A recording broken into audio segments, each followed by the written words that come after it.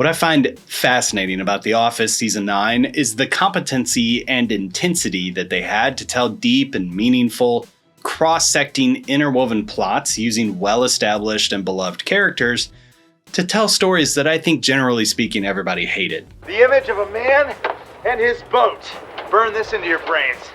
Hey everybody, I'm Chris and I'm reviewing every episode of The Office ever, and today we are looking out for that ever-elusive whale.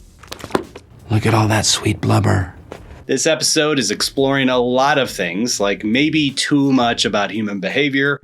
We're going to be getting into some current social media trends, 90s country music, and a whole lot more. So let's go. I understand nothing. So we start off with a problematic cold opening with Andy on the boat. Ed Helms was off filming The Hangover Part 3, and it seems that while he was still on set of The Office, Helms recorded a bit of footage to be spliced later into an episode.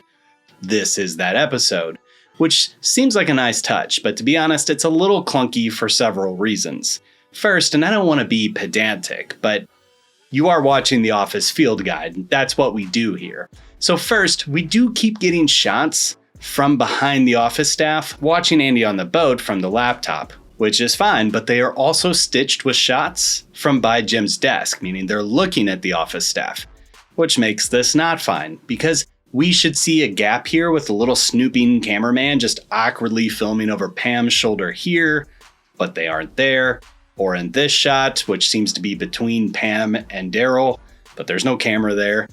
This is all super petty, but it is a sign of how the show was laxing on some of their rules that they had held to for most of the entirety of the series. But I guess that's what you get when this show is well into its 9th and final season, and the guest director for this one also directed Leprechaun 2.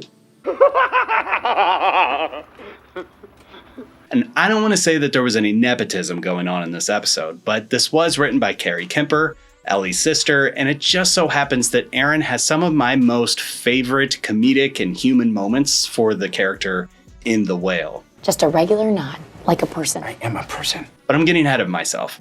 Andy's boat cold opening also has some other problems. Kind of because Erin says this. Last week, Andy set sail for the Bahamas to sell his family's boat. And while I've had problems with math in the past on this show, I don't think there's any way you can slice it for this to be true. He's been sailing for 2 days. It is a good punchline, though. Math is hard. Yeah. Either way, Andy's gonna die on this boat trip, right? I got this cool desalinator device. Ow! Oh! But the boss man is gone on the boat, and I remember his return being a point of contention around the office, especially with Wallace, who didn't know that Andy was gone. So let's see how the office handles Andy's sudden and unprepared absence. Hi there, David Wallace. Why would you ever call me when the manager is out of town? Okay, so I guess Wallace did know that Andy was gone. And while this exchange with Dwight could be read in several different ways, I do just think the office got into this vibe where they just wanted their cake and they wanted to eat it too, because of course you do, cake's delicious. If I were allergic to dairy, I think I'd kill myself. But what they did was forsake the story that was being told at one point for a future punchline. And what's important in The Whale, though, is that Wallace is aware that Andy's out of town, which is why he went to Dwight with this. Grant and White Pages just got in contact with my office. They have apparently dropped their supplier for the last 10 years. Which makes Dwight pretty stoked. Which brings me to my number one pick for Erin moments in The Office. Eat it, Phyllis! Eat! Where's Stanley? He's in the bathroom. Will you run into the bathroom and tell him to eat it? Of course. Hey, David, I'm back. Eat it, Stanley!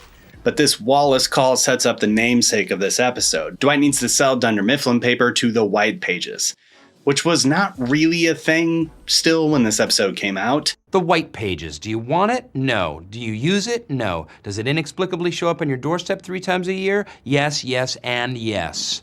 Basically, in the olden days, there was a book that you would get that would catalog every single person in your town. Alphabetical order, name, phone number, and address. Which is wild that we used to just have all this information out there. And those were the White Pages. The Yellow Pages, which actually seems like it would work better for the story in this episode, because those were still kind of a thing in 2013, contained the same kind of information, but for all the businesses categorized by category. categorized by category. By 2013, these things became more and more sparse. And like I said, it seems to make more sense that the business yellow pages would have made actual sense in 2013. Like nobody was getting white pages back then. But white pages fits more with the deeper meaning, so that's what they went with. White whale. So Dwight's MacGuffin for this episode is the white whale of the paper business, the white pages. The problem for him to overcome, so to speak in the hero's journey type terms, is that he is terrible at selling to women. Her name? No, hey, Dwight should... So the ladies of the office, dedicated to Dwight's cause because Dwight's success is their success, Pizza Friday could come back. Hey, remember that week in the 90s when we got bagels? band together to teach Dwight to overcome his default misogyny. No, I'm being misogynistic. Don't at me for being some social justice warrior. Dwight's feelings about women is well documented in this series. Jan's been bitching out on him. Reject a woman and she will never let it go, one of the many defects of their kind. Also weak arms. Mind if I steal my wife? You can't steal what is legally your property. I dreamed that the number 2 was the most valued number in the world. Women were considered the best gender. And look, it's a comedy. Most of the time these things are played for laugh. But the writers are using the established sexism that is built into Dwight to play with something here. So now he's going to have to put some of those preconceived notions about women aside to be able to make this sale. Just ignore every instinct you have. It's all garbage, okay? Something Dwight is struggling massively with because his manness just oozes from his pores. Which is not a sentence anybody needed to hear me say. I will tell her what her needs are and then fill them. This is going to work out best for you if you just relax and do nothing. And all of this harkens to a conversation that's going on social media about a hypothetical question of if you're a woman and you're alone in the woods, would you rather stumble upon a random man or a random bear? Bears, you idiot! I find this discussion endlessly fascinating and frustrating at the same time. I still get heat today for not telling women how they should feel back in season 3's Women Appreciation Field Guide. And I stand by that because I don't know what it's like to be a woman. If it were me, the man me, I would rather run into a man because bears are dangerous. Bears can climb faster than they can run. You are a salami to a black bear. But the point is, I have a privilege to be a man, especially a man who has a toxic trait of thinking I could beat up any man or bear that may cause me harm, even though the reality is I have never fought a man or a bear or a man named Bear. But the point of the exercise is to listen to what women are saying. And while I can't fix humanity's complex relationship with itself, I can be the kind of dude that my wife and daughter would rather run into in the woods.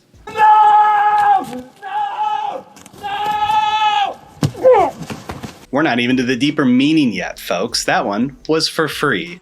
More on Dwight's story later, though. We have some other things cooking in this episode. The C-plot, which is the least fleshed out, but still loosely related, gets Movember going for some of the participating dudes at the office. It's a charity for prostate cancer. You pledge money, and then you grow a mustache for the month of November. Movember, fun fact, by the way, is the whole reason I grew a beard in the first place. You see photo evidence as to why I kept that beard. As such, some of the guys get mustaches going, and in a pre-Top Gun Maverick United States, this was basically a style faux pas since the 80s. It makes it look like there's an eyebrow in the middle of your face. Wow. Makes your mouth look like an eye socket. This story really only exists for the deeper meaning, and maybe a little bit more, so moving on, the B-plot of The Whale sees Angela sharing her suspicions about her husband having an affair with Oscar. Not her husband having an affair with Oscar, but she shares her suspicions with Oscar, who is immediately intrigued/jealous that maybe the man he's having an affair with could be having an affair with someone else. This leads Oscar and Angela on an investigation to suss out if the state senator is indeed triple dipping at yoga. Somebody say yoga? This, unfortunately, depending on how you look at it, begins to implicate Oscar as he's curiously invested into this investigation, and when the senator leaves yoga for the day, the two see the senator making a call, only for Oscar's phone to begin to ring. When the ringtone flashes in her ear, he knows that she knows.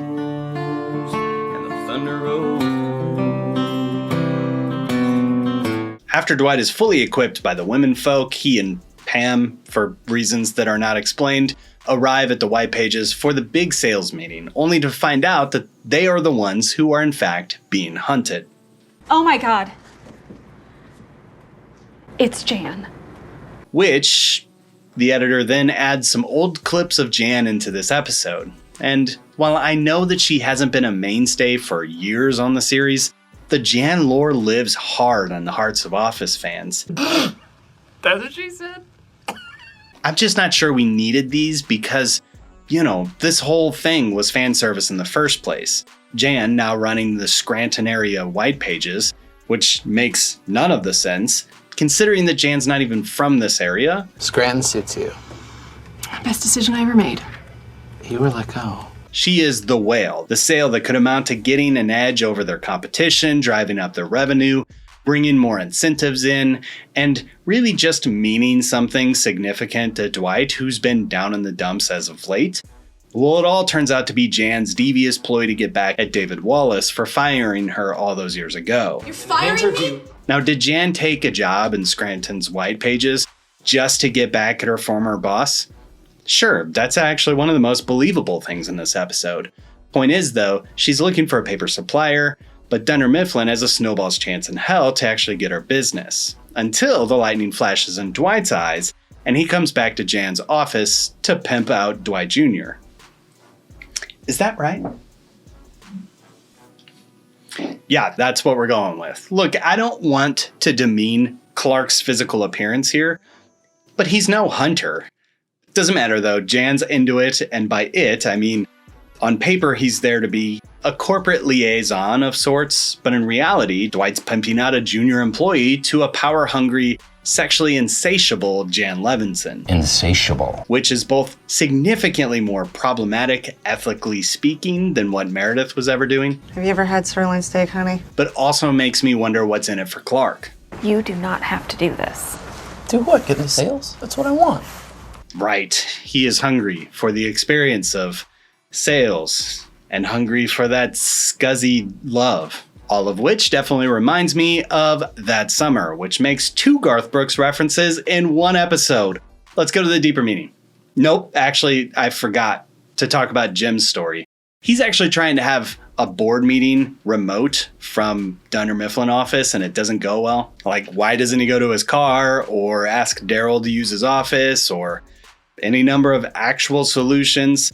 It doesn't matter. The point is that at the end of the episode, he's supposed to get a vibe that none of this is going to work, that he's going to have to make a major life change. Don't worry, I'll figure it out. Yeah, so it's not just not ideal. I mean, like, with you there, I don't know how we're gonna do this. What does that mean? Now let's dive into the deeper meaning.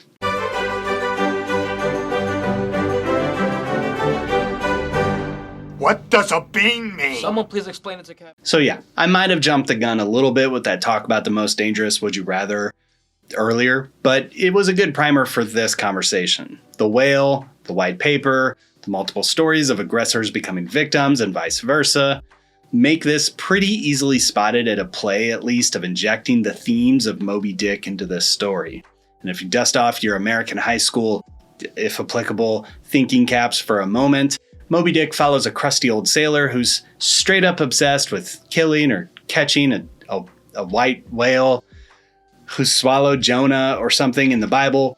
I'm mixing it up. It doesn't matter. The book explores how things like obsession, passion, revenge, vindication can lead a person through dangerous journeys with disastrous results, with the lingering question being, who's the real monster here? We see this at play clearly in the A plot and the B plots, with Oscar and Angela on the hunt to find out who the senator may be cheating on Angela with. It's a given to us that he's cheating with Oscar, but Angela's in the dark only with her suspicions. When he comes home in the morning, he has this secret little smile. But like, bro, where the F is your husband going every night? Like, the smile gave it away? What do you mean? Like, he comes home in the morning? Is the state senator moonlighting as Duke Silver or working third shift at a local car plant? I digress.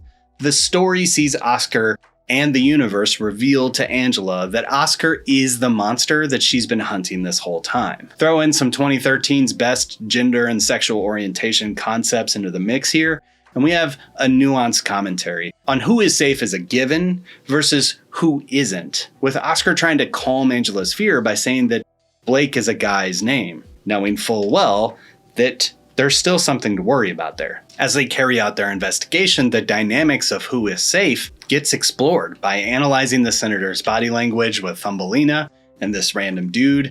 It all makes for an interesting interaction between all of these characters. They were searching for their white whale just for Angela to realize that he was with her this entire time. The idea of who is safe, who you can trust by default, becomes further muddied in the Dwight story, backed up by the Brostash Annex Movember thing. Smile if you love men's prostates. We know that the fact that these are men doing men things is going to play into this story. Sexist or... Damn! Whoa. Now, this entire plotline surrounds gender dynamics and the power struggles implicitly baked into our society at the moment, with the crux of it all being that Dwight can't sell to women because he doesn't really respect women, specifically business women. I would like to introduce you to Fatty Gruesome. He is a freelancer for Wired magazine. Patty Grossman, I'm a woman. So while the businesswomen of the office attempt to teach Dwight how to handle these dynamics in order just to make the sale, the script is actually flipped on Dwight when the woman he's intending to sell to is Cuckoo Bananas Jan. But she looks great. If she asks, will you tell her I said that? Ahab, in this story, all of a sudden becomes the whale. Dwight gets the upper hand, though, when he realizes that the power dynamics have flipped. Instead of him having all of the power by default, he now has to resort to sex to get what he wants, which is fascinating. Do you think this is referring to you boning Jan? The interaction that Dwight has with Molly thereafter, who is played by Carrie Kemper, by the way, seems to suggest that Dwight has learned something about these dynamics after all. And I think that if you take those two stories, combined with the stress of the cold opening, well, the stage is set for the storm that's brewing for the troubled waters that Jim and Pam are in. That his whale of pursuing his own happiness and significance is going to clash with her pursuit of a whale of security, and that is going to cause some major problems for them in the future. Message of this episode seems to suggest that you just shouldn't trust anybody by default, that those things should be earned, and yet we should also treat people with respect regardless of their gender or race. Eat it, Stanley! But with that, let's rate this thing. No, Dwight. Respect. RESPCT. Find out what it means to me. This is the worst. The cold opening has some problems, but it is what it is. I'm going to give it a 1 out of 5. That's not good. I don't like that in the 9th and final season of The Office, they needed to write out a main character of the show. It sucks. I get that they needed to do it. They also did the same thing with Clark. That's why he's not on the show for the next couple weeks. And it's also like, dude, you just got here. Why are you already leaving? Don't bother quitting because you're fired.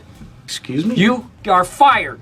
But someone left a comment last week saying that Andy should have gotten into a coma instead of leaving on this boat trip. To a degree, I agree.